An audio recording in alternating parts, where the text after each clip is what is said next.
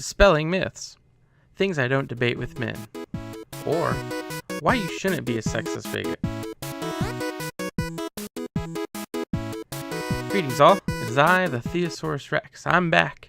It's been a little bit, had a lot of stuff going on in my life, got kidney stones, etc. For those times where I am kind of away, you should definitely check out my Twitter at StTheosaurusRex. That's at St. Theosaurus Rex.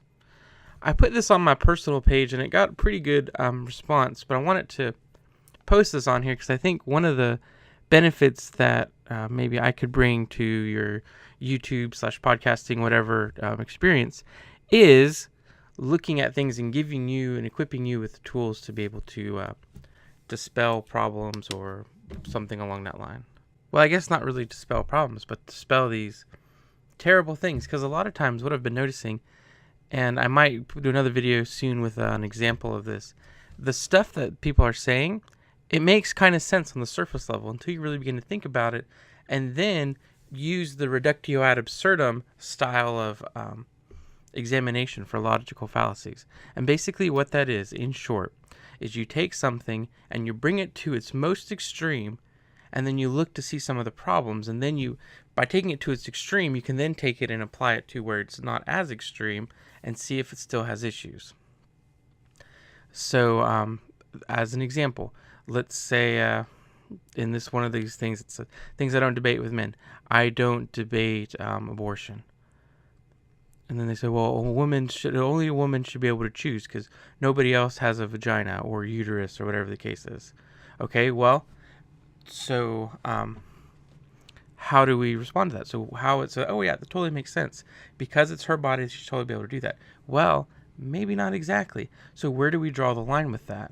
So going at it from a reductio ad absurdum, we'll then take it from the abortion thing and say, okay, so only people who have uterus. What about trans people? Because a lot of times, people who are going to be pro-abortion are going to be pro-trans stuff, thinking, oh, well, this man who thinks he's a woman is not a woman. So can they not have an opinion on abortion? What about the people? Is it only people that can? Is it that the fact that you have those organs, or is it the fact that you can have a baby? Well, what about the people who can't have babies? What about the people who don't choose to have babies? Should someone who is a medical doctor have the ability to look at the thing and say, okay, well, you know what, you're going to have these physical things happen to you afterwards, and this is very dangerous for you. And just because they're a man, should you not listen to them versus listening to, a 16-year-old girl? Because, she's got the organs, so obviously she would know more. She'd had a better idea to speak about it. So it's that type of thing. We can then take the most extreme and then go from there. Anyway, so this tweet made its rounds around my Facebook. I responded to it on my personal page, and so I wanted to make a video about it as well. So it says, things I don't debate with men. 1, abortion. 2, breastfeeding. 3, menstruation. 4, female body hair. 5, birth control. 6, access to female hygiene products. Actually, it says feminine, but it's all whatever. Why? Because none of these involve the male body and therefore don't create any valid male opinions.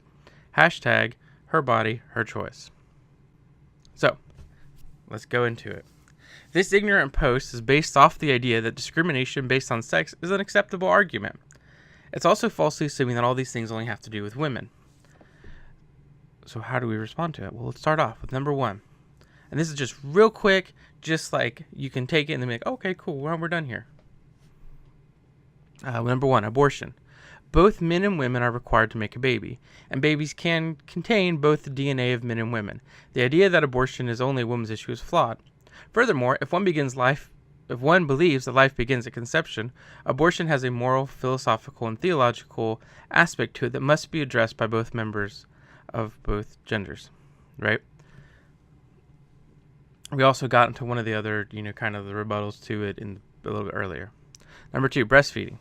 As this argument typically centers around the fact that breastfeeding is okay to do in public, the public therefore should be part of the debate. Very few, if anyone, is even arguing that breastfeeding shouldn't be done within the privacy of one's home. And most people who are arguing about breastfeeding, it's the level of discretion that someone uses. Should someone cover up, or should they be able to just practically take their shirt off?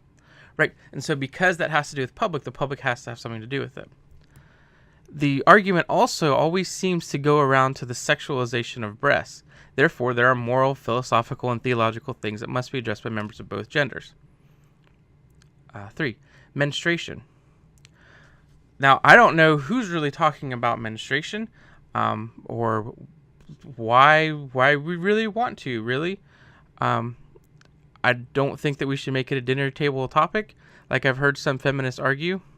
The only thing I can think of would A, go into 6, or B, be like the issue of free bleeding.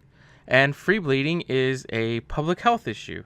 So definitely men and women should be able to talk about that, because it deals with the public and therefore has moral, philosophical, and theological things that must be addressed by both members of genders. Female body hair, number 4. I don't know why there should be a debate, really. If a woman wants to have a whole bunch of hair all over her body, that's great. Let her do that.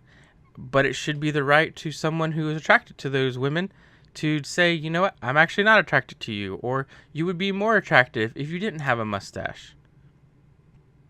So I don't really know I don't know why there's a debate on that, unless we're talking about preferences, in which case everyone's allowed to have their preferences, in the same way that women can have preferences on male body hair. Some people like it, some people don't. It's up to them. 5. Birth control.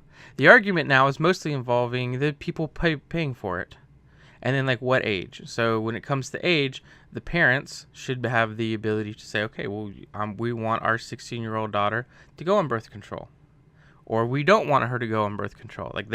That's the parents' decision. So male and female there, but also about the public paying for it. Well, if the public pays for it, then the public has a right to discuss it. And then there are, of course, moral, philosophical, and theological things that should be addressed by both genders. Last one is access to feminine hygiene products. In the Western world, everyone has access to feminine hygiene products. Some of it does cost money, but that's something where it's just going to happen. It's going to cost money to do things, unless you have the public pay for it, in which case the public has a right to discuss it. And therefore, there are moral, philosophical, and theological things that everyone can take from it. The moral thing, what is the moral about it? Well, is it moral to guarantee it as a human right? If it's a human right, that means women have a right to it, and nothing can be done to stop them from doing it, which means that someone has to make those things, which means, therefore, that someone has to, it is a human right for that person to have to make something, or for someone to make that for them. On a side note about that, it is interesting. My sister and my mom and I all went on a mini vacation to a convention, and my sister was about to start her period, so she said, she's like, we may have to go on a Target run to get some products. And my mom was like, well, there's some free products down in the bathroom. And my sister was like, I think that's the cheap stuff, and I don't even want to do it. I don't want to use those. Okay, very valid point. There are things that could happen because of that, certain things, whatever the case is. I'm not going to get into all the details. Y'all know what's going on. And so women should be able to choose the product, the brand, or whatever that they want to use. And that's totally fine. But because of that throws a wrench in the whole thing. Everyone should be given free stuff, because if everyone's giving free stuff, that's going to be really basic stuff that they may not want, that could have they could have an allergic reaction to, or whatever.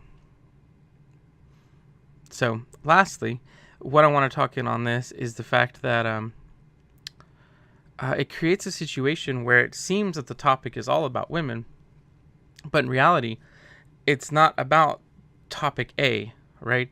It's topic A is the lead into topics B, C, D, and E, which all have to do with people. And so the language here is saying that, well, men don't breastfeed, so they shouldn't have an opinion on breastfeeding. Fair. Okay, that's cool. But like we pointed out, when you talk about breastfeeding in public, when you talk about taking off your shirt and whatnot, then you bring in the whole idea about the sexualization of female body. Well, that creates issues, and that totally brings in other stuff. Now we've stopped talking really about breastfeeding, because this isn't really about that. So anyway, that's it. This is a real quick video, but I wanted to share about this so that you guys have tools to be able to respond to things. If you have any questions, you can feel free to leave them as a comment, or you could do that as well. If you want to, you can like and subscribe. Definitely check me out on Twitter at @StTheosaurusRex. That's at Saint Theosaurus Rex. You can follow me on Facebook, whatever. It has been a great time, and I look forward to talking to you later. Bye-bye.